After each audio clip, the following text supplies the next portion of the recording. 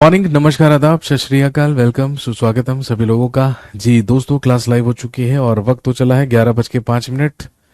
तारीख आपको पता है, आज है 3 अगस्त 2023। Classes absolutely live. आप सभी लोगों का स्वागत, इस्तकबाल, अभिनंदन। जल्दी से सारे के सारे लोग मौजूद हो जाइए। कृतिका, संदीप, अमानत, पुष्पेंद्र, ऋतु, नवरतन, उमेश, ये कुछ लोग हैं जिनके कमेंट्स मुझे यहाँ पर नजर आए हैं। साथ में जुड़े हैं रवि रंजन, शिवा।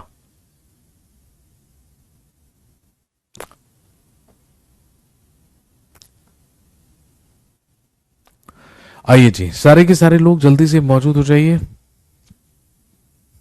निमित भी यहां पर मौजूद हुए हैं। मनोज, अतुल, मोहिनी। सबसे पहले दोस्तों कंफर्म कर दीजिए, क्या सभी के क्लासेस या सभी के डिवाइसेस में क्लास लाइव हो चुकी है या अभी भी कोई जूझ रहा है? मेरा क्लास बीच में रुक जाता है तो क्या करें भाई साहब? अपना इंटरनेट कनेक्शन चेक कीजिए आप। इसका मतलब आपके इंटरनेट कनेक्शन में कुछ ना कुछ दिक्कत है, इसीलिए क्लास बीच में रुक जाता है, या आपका डेटा खत्म हो जाता होगा बीच में।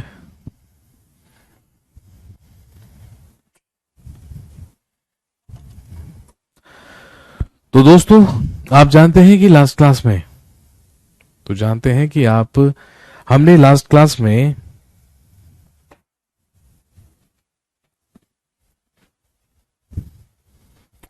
प्रोटो हिस्टोरिक पीरियड में इंडस वैली सिविलाइजेशन या सिंधु घाटी की सभ्यता के बारे में बात की थी।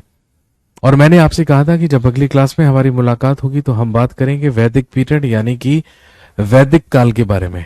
तो चलिए फिर, आज हम पढ़ने वाले हैं वैदिक पीरियड या वैदिक काल के बारे में। लगभग 1750 ईसा पूर्व के आसपास आकर इंडस वैली सिविलाइजेशन या हड़प्पा सभ्यता समाप्त हो गई। हड़प्पा सभ्यता खत्म हो गई और उसके लगभग 250 साल के बाद तक क्या हुआ इसके बारे में कोई पुख्ता जानकारी नहीं मिलती है। जानकारी ये मिलती है कि जब ईसा का जन्म होने में लगभग 1500 साल बाकी थे या 1500 ईसा पूर्व में हमारे देश में आगमन हुआ आर्यंस का। हमारे देश में आर्यंस आए या आर्यों का आगमन हुआ और उन्हीं आर्यंस ने आकर हमारे देश की दूसरी सभ्यता की शुरुआत की, जो कि एक ग्रामीण सभ्यता थी, जो कि एक रूरल सिविलाइजेशन थी, जिसको हम वैदिक सिविलाइजेशन या वैदिक सभ्यता कहते हैं। और वहीं से शुरुआत होती है वैदिक पीरियड की।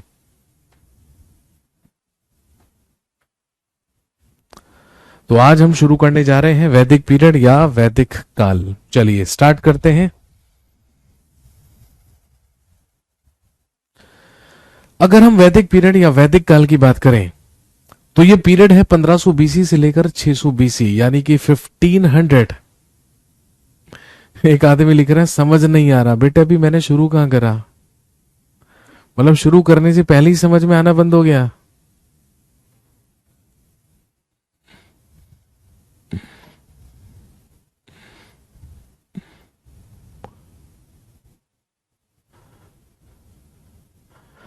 अभी तो मैंने पढ़ाना स्टार्ट भी नहीं करा और तेरे को समझ में नहीं आ रहा, ये प्रॉब्लम भी आनी शुरू हो गई। बेटे ये वाला जो कमेंट तूने लिख के रखा था ना, ये तेरे को कम से कम 10 एक मिनट बाद सेंड करना था, तूने टाइम से पहले ही कर दिया। ये दिक्कत है। वैदिक काल, वैदिक पीरियड 1500 बीसी से लेकर 600 बीसी तक का ही जो पीरियड है उसको हम कहते हैं वैदिक पीरियड या वैदिक काल, जो कि दो पार्ट्स में डिवाइडेड है, जो कि दो भागों में विभाजित है। और वो दो भाग कौन कौन से हैं? सबसे पहला कहलाता है ऋग वैदिक पीरियड या ऋग वैदिक काल, जो कि 1500 बीसी से लेकर 1000 बीसी तक का पीरियड है। यानी कि शुरुआती जो 500 साल का समय रहा उसी को हम कहते हैं ऋग वैदिक पीरियड, उसी को हम कहते हैं ऋग वैदिक काल। और 1000 बीसी से 600 बीसी तक का जो पीरियड है वो कहलाता है पोस्ट वैदिक पीरियड, उसे कहा जाता है उत्तर वैदिक काल। उसे पोस्ट वैदिक पीरियड या उत्तर वैदिक काल कहा जाता है।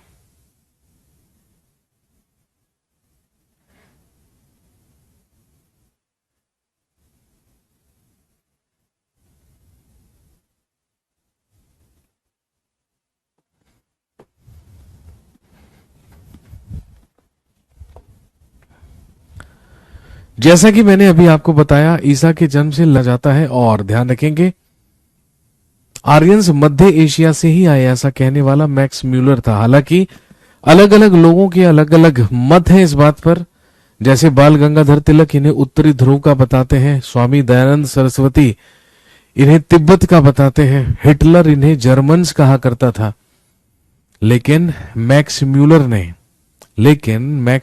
ने इन्हें मध्य एशिया का बताया है, इन्हें सेंट्रल एशिया का बताया है।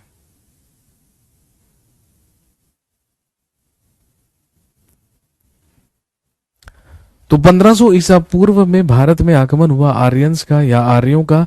और जब आर्यंस का भारत में आगमन हुआ तो ध्यान रखेंगे आर्यों ने उत्तर में कश्मीर से लेकर दक्षिण में उत्तरी राजस्थान तक, पश्चिम में अफगानिस्तान से लेकर और पूर्व में पश्चिमी गंगा तट तक के क्षेत्र पर अधिकार कर लिया। कहने का मतलब पूरा का पूरा नॉर्थ और नॉर्थ वेस्ट इंडिया आर्यंस के ही अधिकार में आया। और ध्यान रखेंगे इसी पूरे के पूरे भूभाग पर अधिकार करने के बाद आर्यंस ने इसी क्षेत्र को नाम दिया और कहा आर्यवर्त।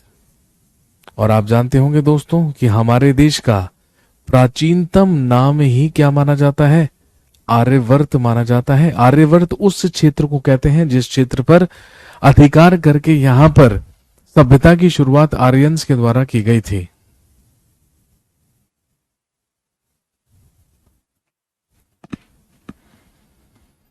उसी को क्या कहा जाता है? आर्यवर्त क्षेत्र कहा जाता है, जो कि बेसिकली उत्तर और उत्तर पश्चिमी भारत हुआ करता था। इन्हीं आर्यंस के द्वारा भारत में एक रूरल सिविलाइजेशन या एक ग्रामीण सभ्यता की शुरुआत की गई, जिसको नाम दिया गया वैदिक सिविलाइजेशन, जिसको कहा गया वैदिक सभ्यता। और ध्यान रखेंगे जो पूर्ण रूप से एग्रीकल्चर और एनिमल हस्बेंड्री यानी कि कृषि एवं पशुपालन पर आधारित थे। ये जो सभ्यता है, ये जो सिविलाइजेशन है, ये पूरी तरीके से कृषि और पशुपालन पर आधारित सभ्यता थी। इसे वैदिक सिविलाइजेशन इसलिए कहा जाता है क्योंकि ये जो वैदिक शब्द है ये बना ही किससे है? वेद से। और वेद का मतलब ही क्या होता है? ज्ञान, नॉलेज। और आर्य का मतलब होता है श्रेष्ठ, सुपीरियर।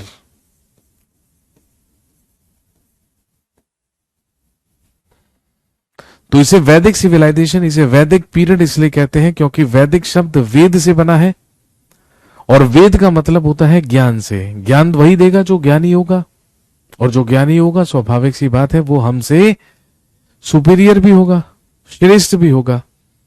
तो इन्हीं आर्यों के द्वारा भारत के उत्तर और उत्तर पश्चिमी क्षेत्र पर एक ग्रामीण सभ्यता की शुरुआत की गई, एक रूरल सिविलाइजेशन शुरू की गई, जिसको वैदिक सिविलाइजेशन, जिसको वैदिक सभ्यता कहा गया। और ध्यान रखेंगे वैदिक सभ्यता में रहने वाले लोगों का मुख्य कार्य कृषि और पशुपालन था। यह सभ्यता पूरी तरीके से कृषि और पशुपालन पर ही आधारित थी।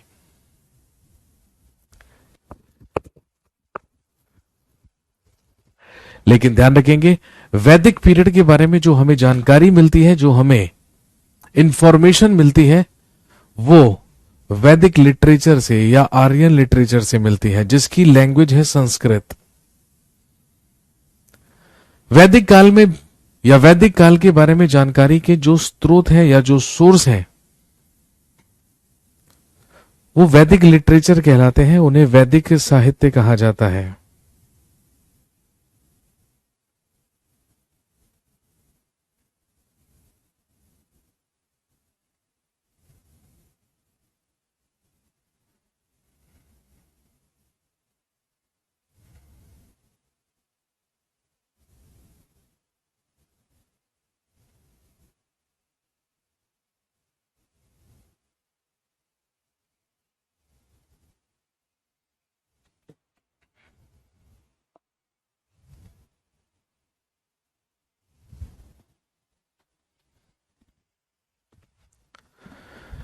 और ध्यान रखेंगे जो वैदिक साहित्य है, ये जो आर्य साहित्य है, ये दो पार्ट्स में डिवाइडेड है। एक कहलाते हैं ऋग्वैदिक लिटरेचर, ऋग्वैदिक साहित्य, और एक कहलाता है पोस्ट वैदिक लिटरेचर या उत्तर वैदिक साहित्य। अगर हम ऋग वैदिक लिटरेचर की बात करें तो इसमें वेदों को और वेदों के ब्राह्मण, आरण्यक और उपनिषदों को हम क्या करते हैं, शामिल करते हैं। और अगर हम पोस्ट वैदिक लिटरेचर की बात करें तो इसमें हम शामिल करते हैं वेदांगों को और उपवेदों को। तो अब हम बात करेंगे कि वो कौन कौन से सोर्सेज हैं जहां से वैदिक पीरियड के बारे में हमें जानकारी मिलती है। तो दोस्तों हम बात करते हैं सबसे पहले अबाउट आर वेदास। सबसे पहले हम बात करते हैं वेदों के बारे में। तो सबसे पहला वेद है Rigveda. Rigveda is considered as the oldest Veda among all. Rigveda को सभी वेदों में प्राचीनतम वेद कहा जाता है। Rigveda is considered as the oldest Veda among all. Rigveda को सभी वेदों में प्राचीनतम वेद कहा जाता है। It has 10 divisions. तो ध्यान रखेंगे ऋग्वेद में 10 मंडल हैं, लगभग 1028 हाइम्स या सूक्त है और लगभग 10,462 मंत्रों, लगभग 10,462 मंत्रों का संकलन किया गया है वेदों में।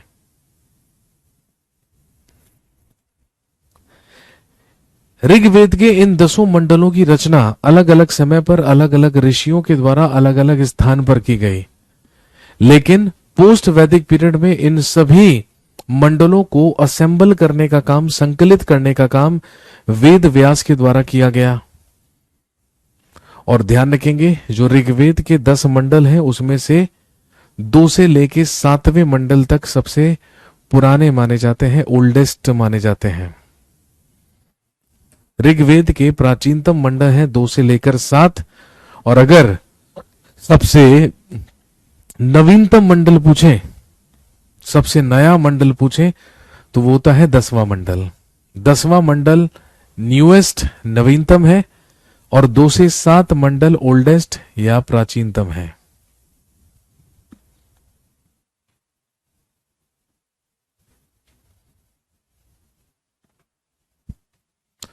सूक्त का मतलब होता है हाइम्स। हाइम्स का मतलब आप कह सकते हैं प्रेयर्स।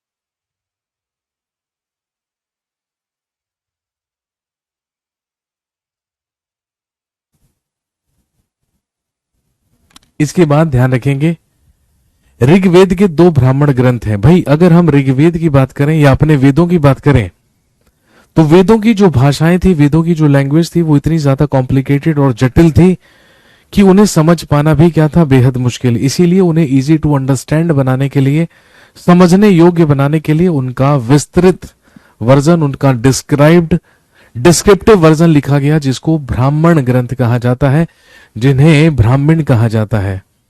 ऋग्वेद के 2 ब्राह्मण कहलाते हैं, ध्यान रखेंगे, एक ऐत्रेय ब्राह्मण और एक कौशितकी ब्राह्मण। ऋग्वेद के 2 ब्राह्मण हैं, एक ऐत्रेय और एक कौशितकी ब्राह्मण। और ध्यान रखेंगे ऋग्वेद का उपवेद आयुर्वेद कहलाता है, जिसके संस्थापक प्रवर्तक प्रजापति माने जाते हैं। ऋग्वेद में सरस्वती को पवित्रतम नदी बताया गया है। The most Holi river of वैदिक पीरियड वॉज सरस्वती, लेकिन प्रमुख और दैवीय नदी बताया गया है सिंधु को। कहने का मतलब अगर हम वैदिक पीरियड की बात करें या वैदिक काल की बात करें तो वैदिक काल में सबसे पवित्र नदी सरस्वती हुआ करती थी और सबसे दैवीय नदी और सबसे प्रमुख नदी सिंधु को माना जाता था। ऋग्वेद का सबसे प्रसिद्ध और सबसे इंपॉर्टेंट मंडल है तीसरा मंडल। ऋग्वेद के तीसरे मंडल की रचना ऋषि विश्वामित्र के द्वारा की गई है, जिसमें इन्होंने गायत्री मंत्र की रचना की है। और ध्यान रखेंगे गायत्री मंत्र समर्पित किया गया है सावित्री को। इसी में दो नदियों के संवाद का भी उल्लेख है, ब्यास और सतलुज नदी। ब्यास का मतलब बिपाशा, सतलुज का मतलब शतुद्री।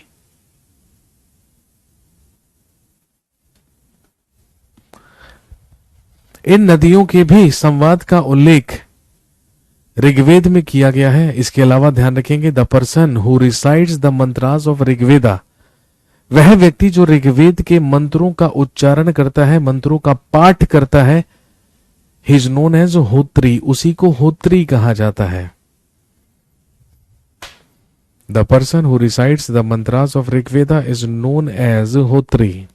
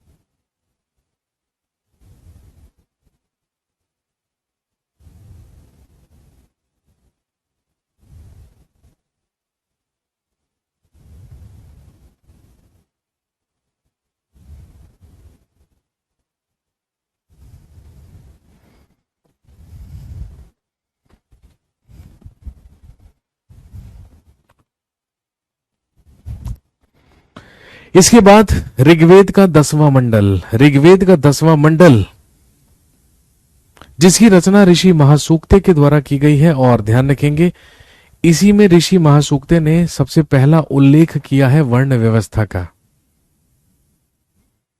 वर्ण व्यवस्था का सबसे पहला उल्लेख भी हमें कहां से मिलता है? ऋग्वेद के 10वें मंडल से मिलता है। और आप जानते हैं कि आदि पुरुष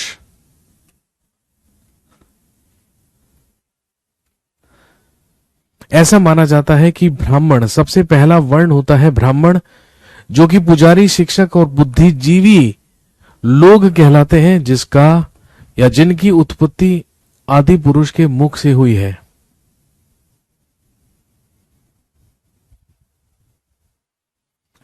दूसरा वर्ण क्षत्रिय, जो कि योद्धा, राजा और प्रशासक, जिनकी उत्पत्ति भुजाओं से मानी जाती है।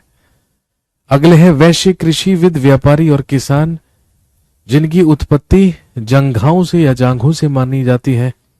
और एक होते हैं शूद्र, श्रमिक, मजदूर और कारीगर लोग, जिनकी उत्पत्ति आदि पुरुष के चरणों से मानी गई है।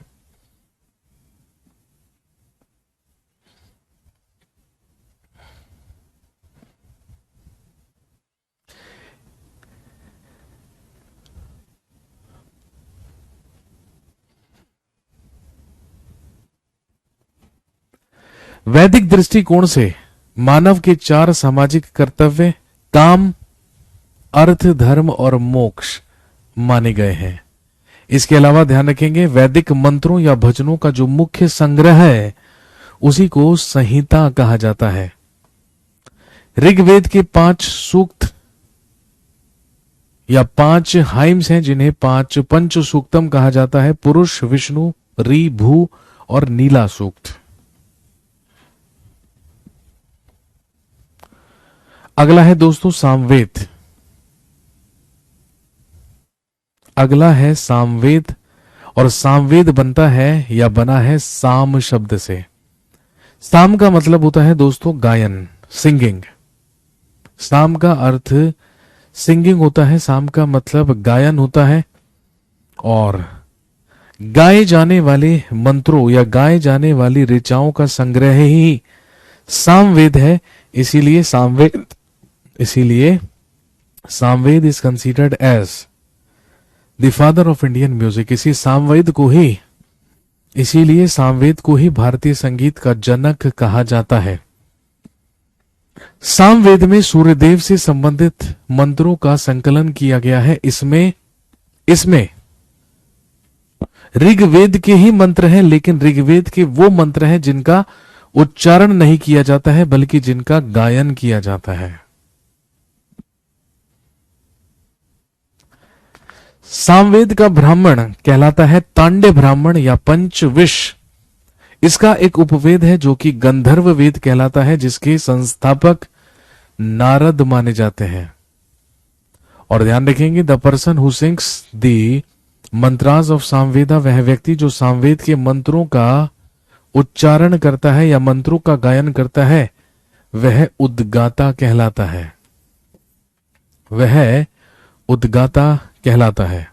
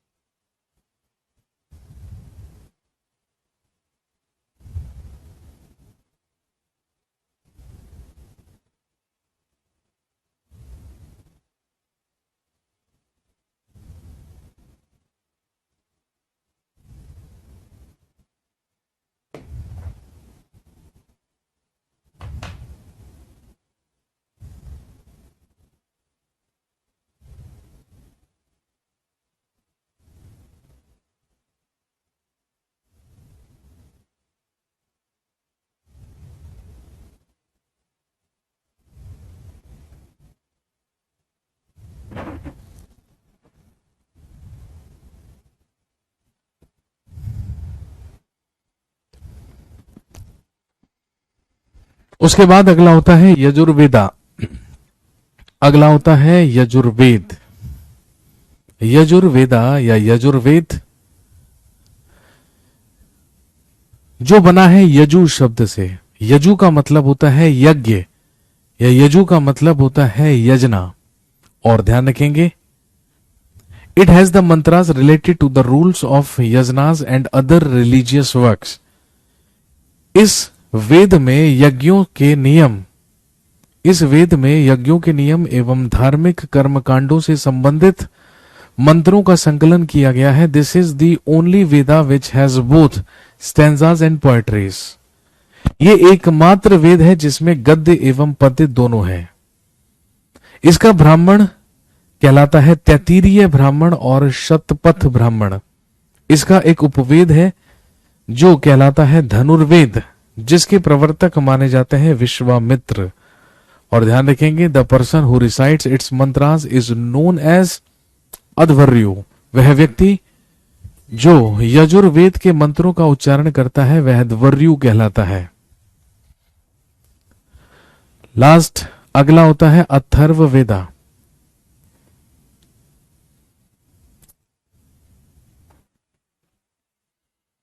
अगला होता है Atharvaveda, Atharvaveda. This is considered as the newest Veda among all. इसे सभी वेदों में नवीनतम वेद माना जाता है। इट हैज 20 चैप्टर्स, इसमें 20 अध्याय हैं एंड अप्रोक्सीमेट 6000 मंत्रास, और इसमें लगभग 6000 मंत्र हैं। The Brahmana text of Atharvaveda is known as Gopatha Brahmana. इसका एक उपवेद है जो कहलाता है शिल्प वेद, जिसके प्रवर्तक माने जाते हैं विश्वकर्मा।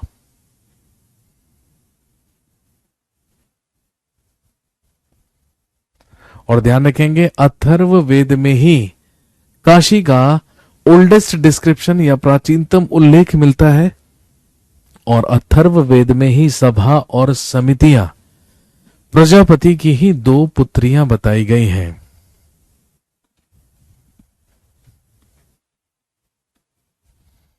नेक्स्ट, इसके बाद होते हैं आरण्यकास या आरण्यक।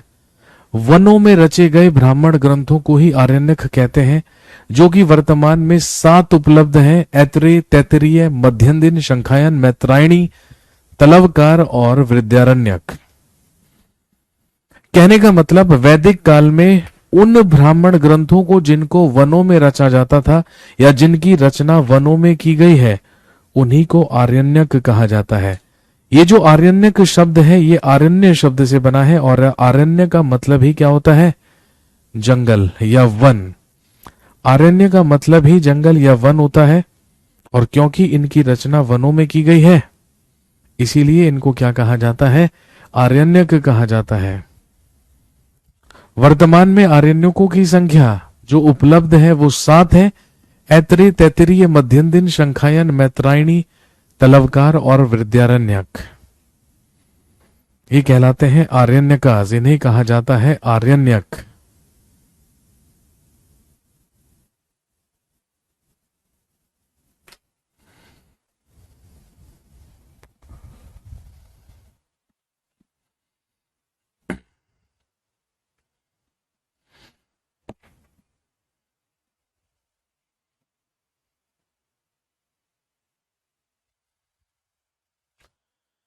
इसके बाद अगले होते हैं उपनिषदास। उपनिषद, उप जमा निषद, 2 शब्दों से मिलकर बना है उपनिषद। उप का मतलब होता है नियर बाय या समीप, और निषद का मतलब होता है टू सिट या बैठना, यानी कि समीप बैठना। वो नॉलेज, वो विद्याएं जो वैदिक काल में शिष्य गुरु के समीप बैठकर लिया करते थे, उन्हीं को क्या कहा जाता है? उपनिषदास या उपनिषद कहा जाता है, जो कि भारतीय दार्शनिक विचारों का प्राचीनतम संग्रह कहलाता है, या आप कह सकते हैं उपनिषदों को ही भारतीय दर्शन का पिता भी कहते हैं। वैसे तो उपनिषदों की कुल संख्या 108 है। उपनिषदों की कुल संख्या 108 है, लेकिन इसमें से 12 आर रिकॉग्नाइज्ड, इसमें से 12 प्रमाणित उपनिषद है। सबसे महत्वपूर्ण आपसे एग्जाम में पूछेंगे मुंडकोपनिषद, जहां से लिए गए हैं सत्यमेव जयते शब्द। एक है वृद्धारण्यकोपनिषद, जिसमें अश्वमेघ यज्ञ का उल्लेख किया गया है। एक कहलाता है काठोपनिषद, जिसमें यम और नचिकेता संवाद है। ऋषि नचिकेता और यम के बीच डिबेट्स या संवाद का उल्लेख काठोपनिषद में किया गया है।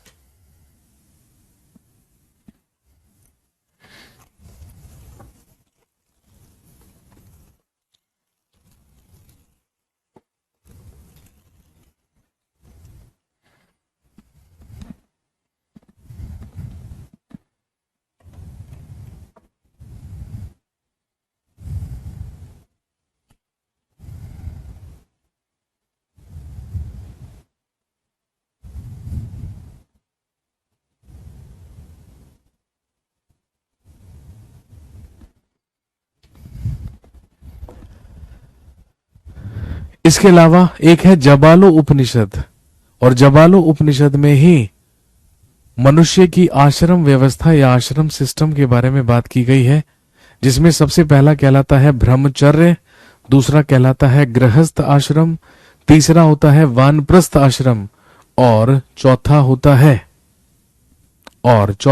है संन्यास आश्रम।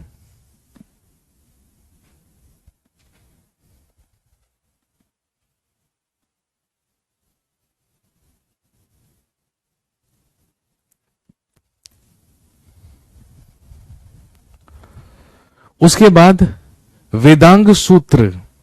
वेदांग का अर्थ होता है वेद की सहायक विद्याओं को ही वेदांग कहा जाता है, जिनकी संख्या कुल 6 है। शिक्षा यानी कि ध्वनि शास्त्र, कल्प सूत्र यानी कि धार्मिक आचार शास्त्र और अनुष्ठान, व्याकरण यानी कि व्याकरण, निरुक्त का मतलब है व्युत्पत्ति शास्त्र, छंद का मतलब है माप सिद्धांत, और ज्योतिष का मतलब है खगोल विज्ञान।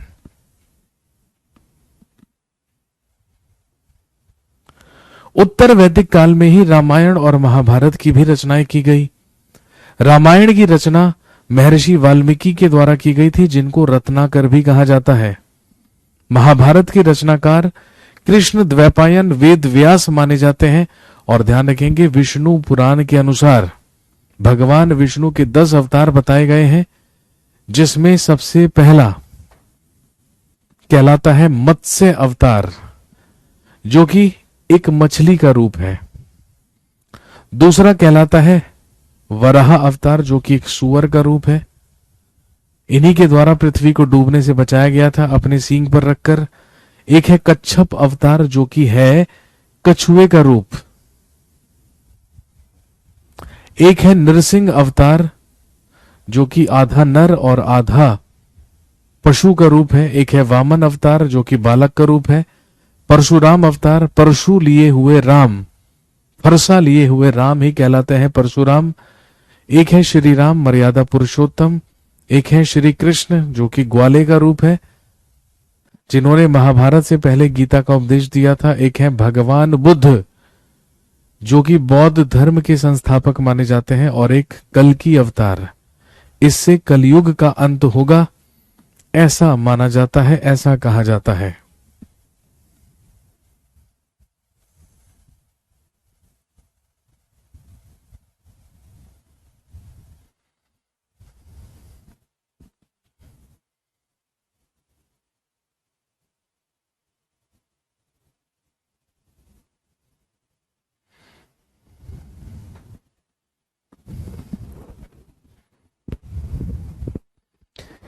ये सारे के सारे सोर्सेज हैं, ये सारे के सारे वो स्रोत हैं जहां से हमें वैदिक काल के बारे में जानकारी मिलती है, जहां से हमें पता चलता है वैदिक पीरियड या वैदिक काल के बारे में। ये जो वैदिक काल था, ये जो वैदिक पीरियड था, ये 1500 बीसी से लेकर 600 बीसी तक चला, या 600 बीसी तक चला।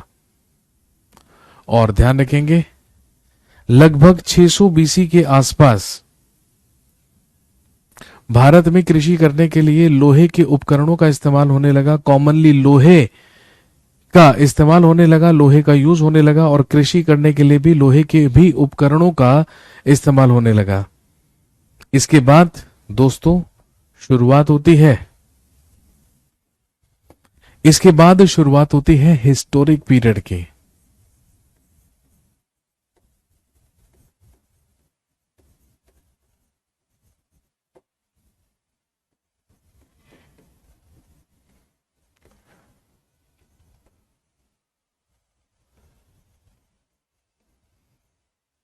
इसके बाद शुरुआत होती है हिस्टोरिक पीरियड की या ऐतिहासिक काल की।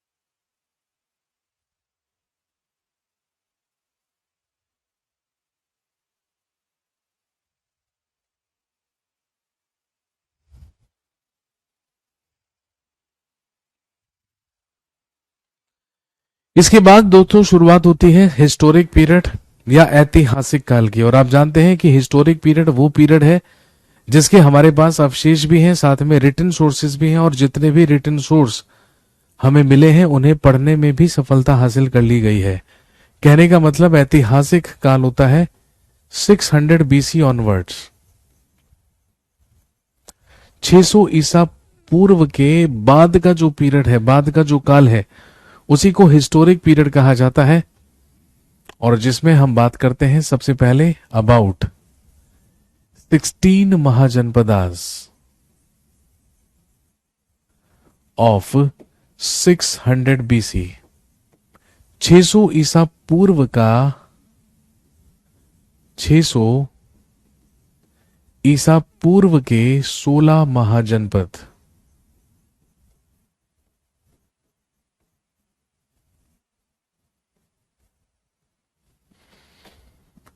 सिक्सटीन महाजनपदास ऑफ 600 बीसी या 600 ईसा पूर्व के 16 महाजनपद।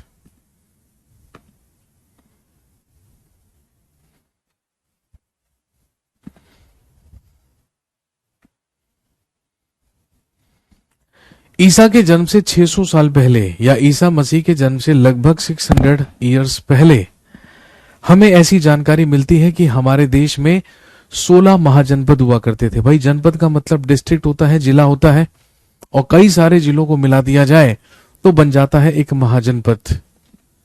तो ईसा के जन्म से 600 साल पहले हमें 16 महाजनपदों का उल्लेख मिला है, जिसका मुख्य स्रोत एक बुद्धिस्ट टेक्स्ट है, एक बौद्ध ग्रंथ है।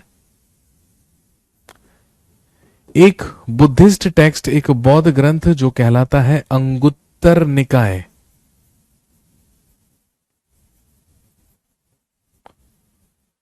और एक जैन टेक्स्ट, और एक जैन टेक्स्ट या जैन ग्रंथ जो कहलाता है भगवती सूत्र।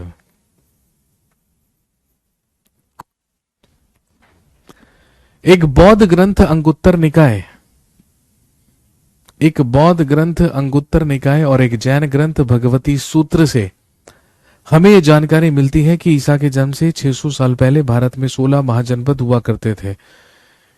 क्योंकि अंगुत्तर निकाय में ऐसा लिखा है कि गौतम बुद्ध के जन्म से पहले भारत में 16 महाजनपद थे, और भगवती सूत्र में ऐसा लिखा है कि महावीर स्वामी के जन्म से पहले भारत में 16 महाजनपद हुआ करते थे। ये महाजनपद कौन कौन से थे, इनकी राजधानियां क्या क्या थी, वो आपको याद करना है। तो चलिए सबसे पहला महाजनपद लिखिए अंग। सबसे पहला महाजनपद अंग, जिसकी राजधानी हुआ करती थी चंपा या चंपा नगरी, जो आज वर्तमान में बिहार में भागलपुर और मुंगेर क्षेत्र है। उसी स्थान को पहले कभी क्या कहा जाता था, अंग कहा जाता था। अगला महाजनपद मगध।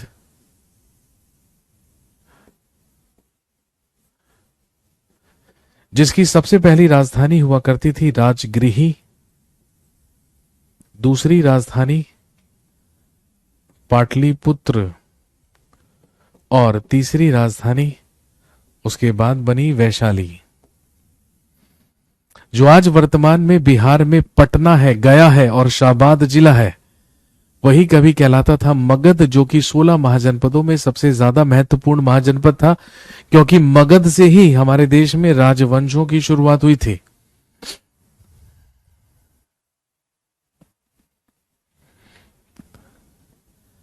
अगला महाजनपद काशी, जिसकी राजधानी हुआ करती थी वाराणसी।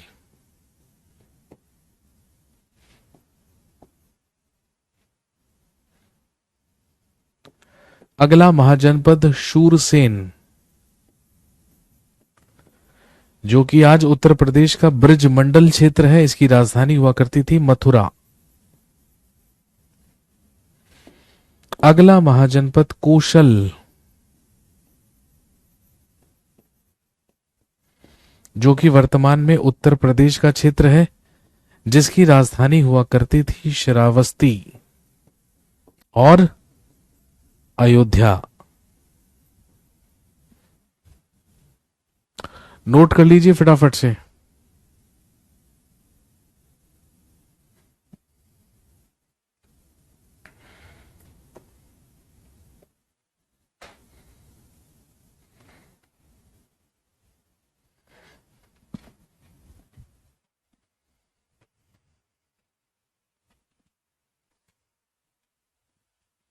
अगला महाजनपद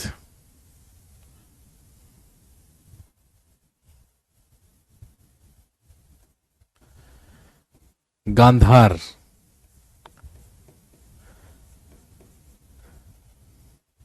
अगला महाजनपद गांधार जो कि वर्तमान में पीओके में है। इसकी राजधानी हुआ करती थी तक्षशिला जो वर्तमान में पाकिस्तान में है। अगला कंबोज।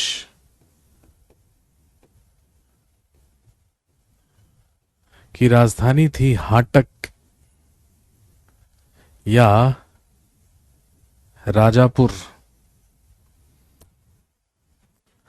अगला महाजनपद मत्स्य जो कि राजस्थान का जयपुर, अलवर और भरतपुर क्षेत्र है, जिसकी राजधानी थी विराटनगर। नेक्स्ट वत्स जो कि उत्तर प्रदेश में इलाहाबाद के समीप का क्षेत्र है, जिसकी राजधानी हुआ करती थी कौशाम्बी। अगला महाजनपद मल्ल जो कि उत्तर प्रदेश में ही है, जिसकी राजधानी हुआ करती थी कुशीनगर और पावापुरी।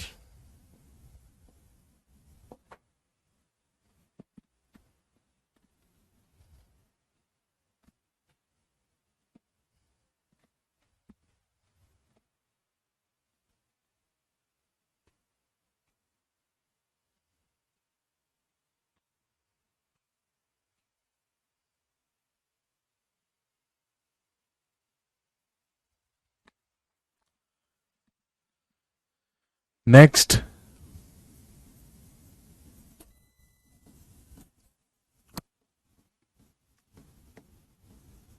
अगला महाजनपद वज्जी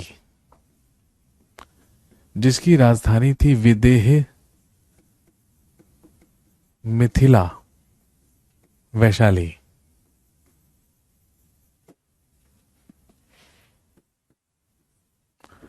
अगला महाजनपद चेदी जिसकी राजधानी हुआ करती थी शक्तिमती। चेदी की राजधानी हुआ करती थी शक्तिमती।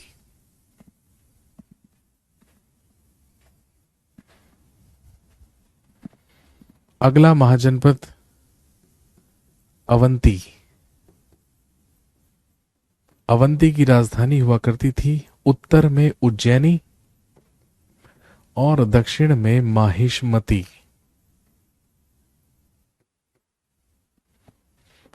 नंबर 4 कुरु जो कि आज हरियाणा में कुरुक्षेत्र है, वही कहलाता था कुरु, जिसकी राजधानी थी इंद्रप्रस्थ।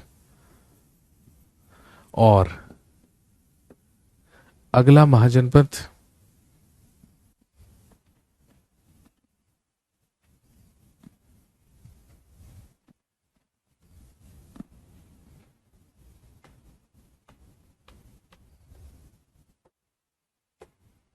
सर 10 नंबर वाला लिखना छूट गया था। अच्छा, मतलब तुम्हें एक ही भाषा में लिखना है भाई, मैं तो 2 लैंग्वेज में लिख रहा हूं।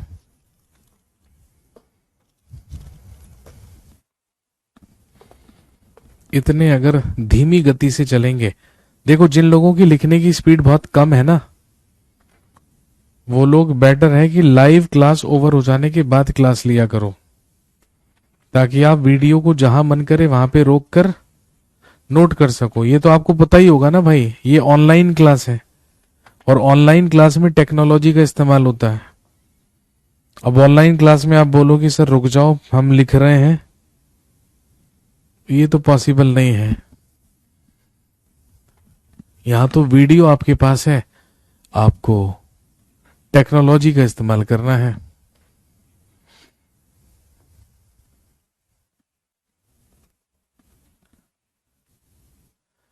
अगला महाजनपद लिखेंगे पांचाल। पांचाल की राजधानी कैपिटल हुआ करती थी अहिच्छत्र और काम्पिल्य। ये सारे के सारे महाजनपद उत्तर भारत में एग्जिस्ट किया करते थे। केवल एक महाजनपद जो कि नर्मदा और गोदावरी नदी के बीच में एग्जिस्ट किया करता था, दैट वाज असमक। एकमात्र महाजनपद जो कि दक्षिण भारत में था, साउथ इंडिया में। इसकी राजधानी हुआ करती थी पोटन या पोटली। ये वो 16 महाजनपद हैं जिनका उल्लेख हमें अंगुत्तर निकाय और भगवती सूत्र में मिलता है। ये सारे के सारे महाजनपद और इनकी राजधानियों के नाम आपको याद करके आने हैं। यही है आपका होमवर्क। और जब आप इन सबके नाम याद करके आएंगे तो जब अगली क्लास में हमारी मुलाकात होगी तो हम बात करेंगे 600 ईसा पूर्व में ही सबसे पहले धार्मिक आंदोलन के बारे में, जिसके तहत बुद्धिज्म और जैनिज्म हमें पढ़ना है। और फिर हम बात करेंगे मगध से शुरू होने वाले राजवंशों के बारे में, डायनेस्टीज के बारे में।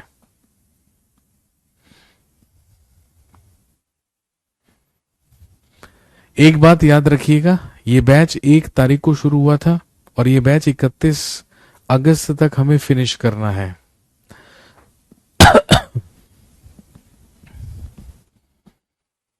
लेकिन अगर आपको ऐसा लगता है कि आपको हिस्ट्री बहुत ज्यादा डिटेल में पढ़नी है, डेप्थ में पढ़नी है, तो आप जानते हैं कि मेरा हिस्ट्री स्पेशल का बैच आता है। आप हिस्ट्री स्पेशल में जाइए। ये एसएससी की हिस्ट्री है और एसएससी के हर एग्जाम के लिए सफिशिएंट है।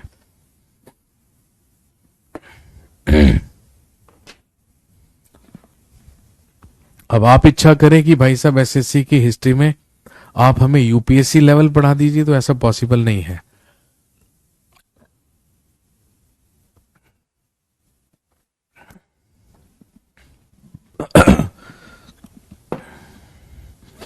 चलिए, थैंक यू वेरी मच। मिलते हैं कल।